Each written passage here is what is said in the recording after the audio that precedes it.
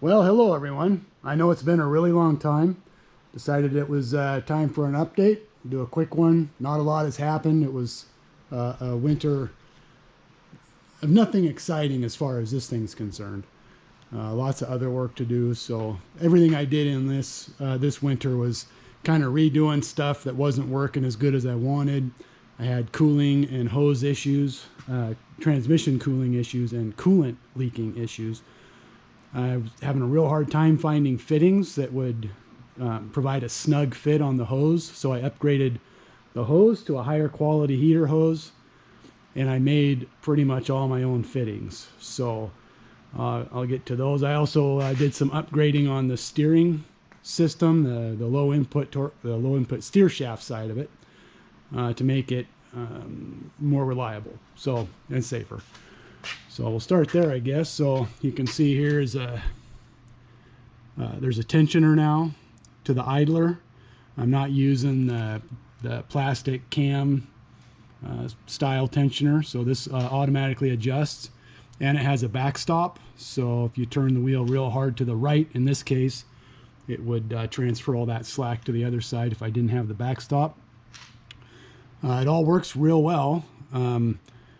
I'm going to add some monitoring switches. Sorry, my light might be going dead. Add some monitoring switches so that you can keep track, just little magnetic activated reed switches that'll monitor the position of that. So if it moves either direction too far, it'll send me a signal on the dash. I upgraded all the linkages on the steering. That was time consuming and not very fun, but now it's all little heim joints, or ball in rod joints, or whatever you want to call them. So now that's got rid of the slop in the windshield wipers. You can see there's a fitting, so it's just aluminum turned on the lathe to give me a proper barb. And then I also got better hose clamps. I moved the cooler for the transmission down here. Added some, which was its original location, is down low here. Added some plastic damper or air dam material to push more air up into it. Changed out all the hoses and the fittings, got rid of the braided junk. I decided that was just a bad idea.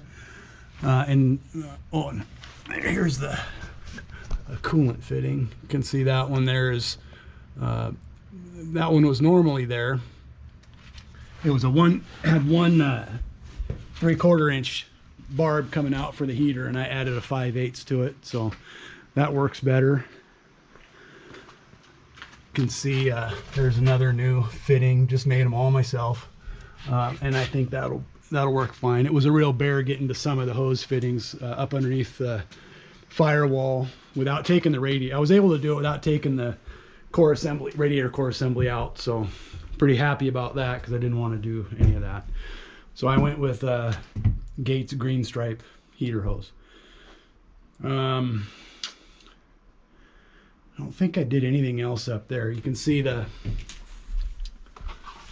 the bushing for the tensioner, the chain tensioner for the front. The rear chain, that's all the same, but now instead of the alternator bracket style mechanism, it has a spring-loaded adjustable arm, or spring-loaded arm with an adjustable backstop, so you get very little movement, but lots of pressure on the spring as far as throw, the amount of throw it has, plus it's keeping constant tension on it. So that's better. I got I did some heating stuff in here. So here's that's passenger heater for while you're driving. It's just connected to the engine coolant loop. The air comes up. Oh, I got it covered up. The hot air comes out of that, and then I'll have another one coming out over here. This is the hydronic heat exchanger in the floor here. This will be one of the air intakes, supply air in. So there'll be a filter here, and then I'm going to do another one in the floor panel over there. So this is all one big void, or one big plenum. And if you store gear up there, the airflow coming through here with this fan will keep moisture from building up in there. So that was the purpose of that. I had to run hoses between this spot over to here where the furnace is installed. I got my outdoor kitchen slides in. They're big heavy duty ones, 26 full extension, I think, 26 inch. So there's the furnace, circulator pump, got some conduit that gets you up here so for the solar panels, some drain pipes. There'll be 2 drain pipes. One's for winter camp, so you just dump it into a bucket below the rig and go dump it when you need to. Not trying to store the waste, the gray water, and keep the tank thawed. Got the water pump. It's not installed yet, but getting there. Do some more work kind of sealing this area up. Now the water tank is connected to the frame. This has got,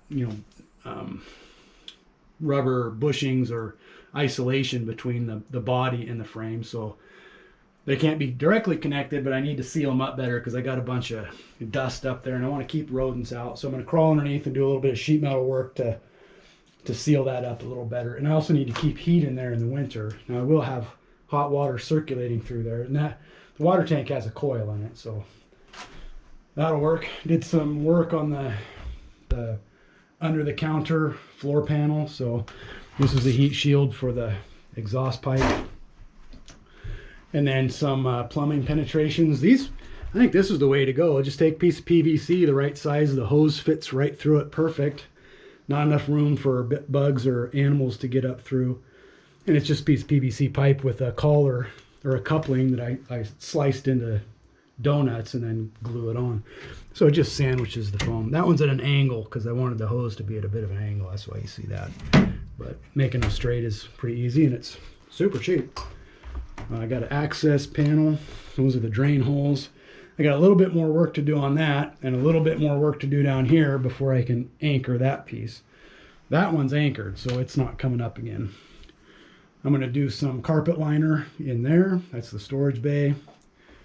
Add the air return, that little filtered air return right there, and then I can put the captain's seat back. Put that panel in, put the captain's seat back. Did some, I should have cleaned up first. Always in a hurry. So there's the electrical distribution area, and I just got some conduit, and I'll put all my relays and termination points there. And the rest was sanding down this foam, which was a nightmare. I built a great big drum sander out of a piece of 2.5 inch conduit, EMT conduit, with bearings on each end, hooked it up to a right angle drill motor, added some handles because it was too wide to hold. Your arms, wingspan's not that big, so made it, because I think 44 inches or something is the biggest one here. So I was able to just shave it down like that. It was horribly miserable. Made my shoulder hurt for a long time. But got everything shaved down, so it's ready for wall panels here pretty soon. As soon as I get these panels anchored down, then I'll start sheathing the walls. They're ready to be sheathed, so that's going to be exciting. Get this thing cleaned up in here. It'll be foam everywhere all the time. Did the expansion joints in the exhaust, added the hydronic exhaust. So that's where it is. It's almost back together enough to go for a drive. So it's been in the shop for a long time, but almost ready for a test drive to see how the new steering works. So I'll go down and show you what that looks like from the bottom side, and then I think that'll be it.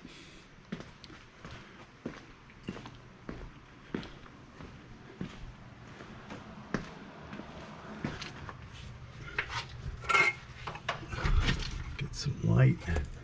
So the boot's in the way, but that's all it is. Much more robust.